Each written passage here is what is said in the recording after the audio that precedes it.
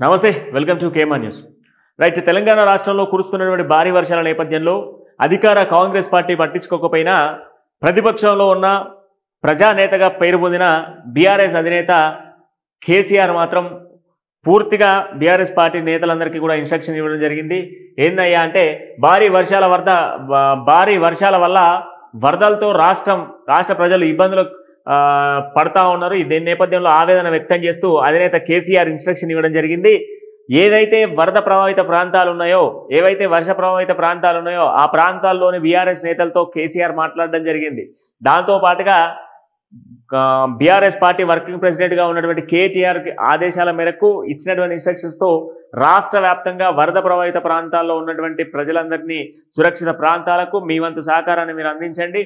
ప్రజలు ఇబ్బంది పడతా ఉన్నారు. ఆ ఇబ్బంది పడుతున్న ప్రజలకు చేయూతగా బీఆర్ఎస్ పార్టీ నేతలందరూ నిలబడాలని చెప్పేసి బీఆర్ఎస్ పార్టీ అధినేత కేసీఆర్ ఇన్స్ట్రక్షన్ ఇవ్వడం జరిగింది.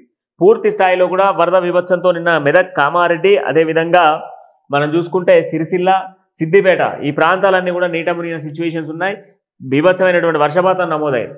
ఈ నమోదైనటువంటి వర్షపాతం నేపథ్యంలోనే పూర్తి స్థాయిలో ఒక సమీక్ష నిర్వహించుకొని దాంతో పాటుగా అందరూ కోఆర్డినేట్ అవ్వుకుంటూ కేటీఆర్ అదేవిధంగా హరీష్ రావు ఇన్స్ట్రక్షన్స్ నేపథ్యంలో రాష్ట్ర వ్యాప్తంగా ఎక్కడెక్కడ వర్ష ప్రభావిత ప్రాంతాలనే అక్కడికి బీఆర్ఎస్ నేతలు వెళ్ళండి, మీకు తోచినంత సహాయాన్ని అక్కడ అందించండి. ప్రభుత్వం పట్టించుకోకపోయినా ప్రతిపక్షంలో ఉన్న మనమైనా ప్రజలను ఆదుకోవాలి.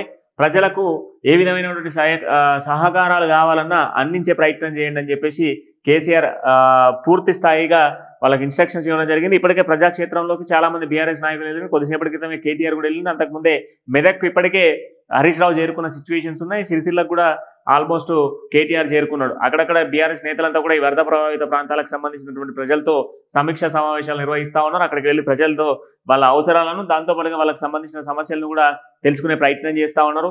ప్రభుత్వం ఒకవైపు పట్టించుకోకపోయినా బీఆర్ఎస్ ప్రతిపక్షంలో ఉన్న ప్రజాక్షేత్రాలకు వెళ్ళేటువంటి ప్రయత్నం చేస్తూ ఉన్నారు.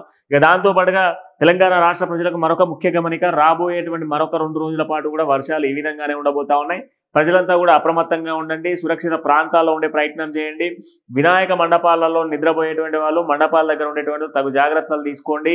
వర్ష బీభత్సం మరింతగా పెరిగేటువంటి అవకాశాలున్నాయి. దీని నేపథ్యంలోనే తగు జాగ్రత్తలు తీసుకుంటూనే చర్యలు చేపట్టడం జరుగుతూ ఉంది. వర్ష బీభత్సం ఉన్నటువంటి నేపథ్యంలో వర్షం పడుతున్నటువంటి సమయాలలో బయటికి వచ్చేటువంటి ప్రయత్నం చేయకండి. కొన్ని ప్రాంతాల్లో ఉరుములు మెరుపులతో కూడినటువంటి వర్షాలు కూడా పడేటువంటి అవకాశాలు ఉన్నాయి. దాంతోపాటుగా కొన్ని ప్రాంతాల్లో గంటకు 30 నుంచి 40 కిలోమీటర్ల ఈదురుగాలు కూడా వీచేటువంటి అవకాశాలు ఉన్నాయి. బంగాళాఖాతంలో ఏర్పడినటువంటి అల్పపీడనం నేపథ్యంలో ఈ యొక్క వర్ష ప్రభావం మరింతగా పెరిగేటువంటి అవకాశాలు ఉన్నాయి. రాగల 3 రోజుల పాటు కూడా వర్షాలు కురిసేటువంటి అవకాశాలు ఉన్నాయి.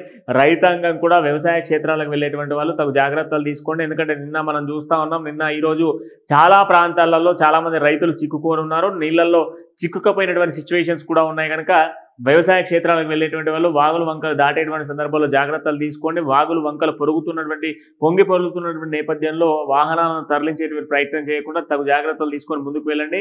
ముందస్తు హెచ్చరికలకు నేపథ్యంలో కూడా హెల్ప్ లైన్ నంబర్స్ కూడా ఇవ్వడం జరిగింది. మీ వాట్సాప్ గ్రూప్స్లలో కూడా హెల్ప్ లైన్ నంబర్స్ సేవ్ చేసి పెట్టుకోండి.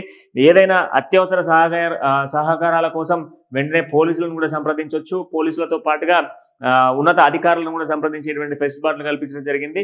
పూర్తి స్థాయిలో ఏ విధమైనటువంటి సహకారాలు కావాలన్నా కూడా ప్రభుత్వాన్ని వెంటనే కోరుకోండి. కంప్లీట్గా కూడా మీరు డైల్ 100కి చేసిన పోలీసులు కూడా మీ దగ్గరికి రావడం జరుగుతుంది. ఎందుకంటే వర్ష బీభత్సం పెరగడం వల్ల చాలా ప్రాంతాల్లో చిక్కుపోయినట్టుగా తెలుస్తూ ఉంది. ఈ నేపథ్యంలో పూర్తిగా మీరు ఏదైనా ఆపదలో ఉన్నారు అనుకుంటే డైరెక్ట్గా 100 డైల్ కూడా చేయొచ్చు.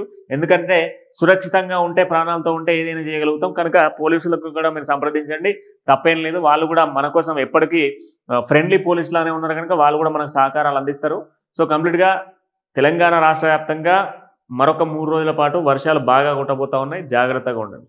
మరిన్ని వీడియోలతో మళ్ళీ కలుద్దాం. అంటిల్ దెన్ చూస్తూనే కేఎంఆర్ న్యూస్.